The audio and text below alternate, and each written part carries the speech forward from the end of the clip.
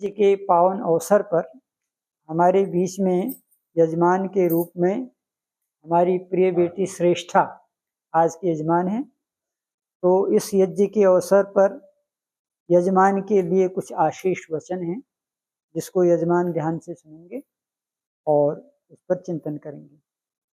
बेटा, ये क्या है जिसमें हम बैठे हैं, इसको क्या कहते हैं?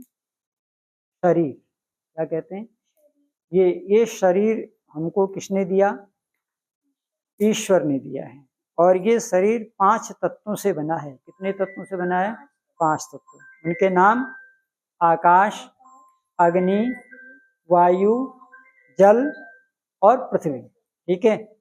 इस शरीर के अंदर 2 तत्व और हैं। कितने तत्व हैं? 2। एक का नाम है आत्मा और दूसरे का नाम है परमात्मा। ठीक है। तो आज आपको यहाँ पर यह शिक्षा मिल रही है कि इस शरीर में आप अकेली नहीं हैं। आपकी आत्मा है और आत्मा के साथ कौन है? परमात्मा। आप जीवन में कहीं भी जाएंगी तो ये बात याद रखेंगी कि मेरे अंदर आत्मा भी है और परमात्मा भी है। तो परमात्मा क्या करता है? आत्मा की रक्षा करता है। परमात्मा क्या करता है? आत्मा की रक्षा करता है। और उस परमात्मा ने इस आत्मा के लिए इस शरीर को बनाया है। इस शरीर में एक शरीर है, दूसरा मन है, दूसरा क्या है? तीसरी बुद्धि है, तीसरी क्या है? और चौथा आत्मा, चौथा क्या है? और 5वां परमात्मा। ठीक है। तो हमें प्रतिदिन इन 5 के लिए समय देना है। क्या करना है? समय देना है। तो शरीर के लिए समय देना है, उसके लिए क्या करेंगे? योगासन, व्यायाम, ब्रह्मचर्य का पालन। ठीक है। योग, आसन, व्यायाम, खेल कूद, पीटी, इससे हमारे शरीर का विकास होगा। क्या होगा? और हम निरोग रहेंगे। तो शरीर को निरोग रखने के लिए क्या करना है? व्यायाम करना है, आसन करना है, ब्रह्मचर्य का पालन करना है, भोजन ठीक ठाक रखना है। ठीक है। दूसरे नंबर पर आता है मन। दूसरे नंबर पर क्या आता है? तो मन को समय देने का मतलब, मन शुद्ध होता है सत्य बोलने से। किससे होता है? तो कभी भी जीवन में झूठ, किसी भी परिस्थिति में कितना ही बड़ा संकट आ जाए, हमें झूठ नहीं बोलना है। अगर हम झूठ बोलेंगे तो हमारा मन क्या हो जाएगा? अपवित्र हो जाएगा। क्या हो जाएगा? 2 काम हो गए। तीसरा काम है बुद्धि। क्या है? तो बुद्धि की प्रोग्रेस के लिए हमें स्टडी करनी है। क्या करनी है? अधिक से अधिक ज्ञान। इस संसार में बहुत ज्ञान भरा पड़ा हुआ है, हमें अधिक से अधिक नॉलेज बढ़ा करके अपनी बुद्धि को विकसित करना है। ठीक है। तो शरीर का विकास योगासन से, प्राणायाम से, व्यायाम से। मन का विकास सत्य बोलने से। बुद्धि का विकास किससे होगा? पढ़ाई करने से, अधिक से अधिक करने से। और है आत्मा। आत्मा का विकास होगा मेडिटेशन से। कैसे होगा? मेडिटेशन का मतलब ओम का जाप। क्या करना है?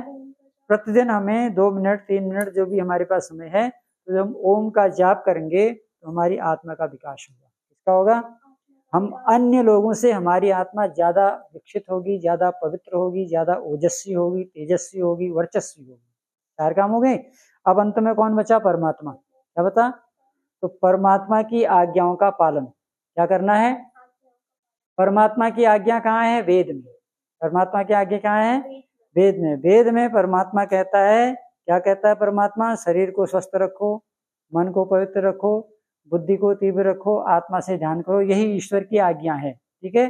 तो इन ईश्वर की आज्ञाओं का पालन करेंगे तो हमारा जीवन सफल हो जाएगा। अब आप संकल्प करेंगे। बोलिए, मैं श्रेष्ठा आज यज्ञ वेदी पर संकल्प करती हूँ अपने शरीर को स्वस्थ रखने के लिए प्रतिदिन योगा, व्यायाम, प्राणायाम, खेल, स्वस्थ भोजन का सेवन करूंगी। नंबर 2, मैं कभी भी जीवन में झूठ नहीं बोलूंगी। नंबर 3, अपनी बुद्धि के विकास के लिए हमेशा अच्छे ग्रंथों का अध्ययन करेंगे। आत्मा की उन्नति के लिए एक ईश्वर जिसका नाम ओम है उसका ध्यान करेंगे। परमात्मा की आज्ञाओं का पालन करने के लिए शरीर, मन, बुद्धि आत्मा के लिए समय दान दूंगी। हे ईश्वर, मेरे व्रत को पूर्ण करें। ओम शांति शांति शांति। ताली बजाइए श्रेष्ठता के शुभ संकल्प के लिए।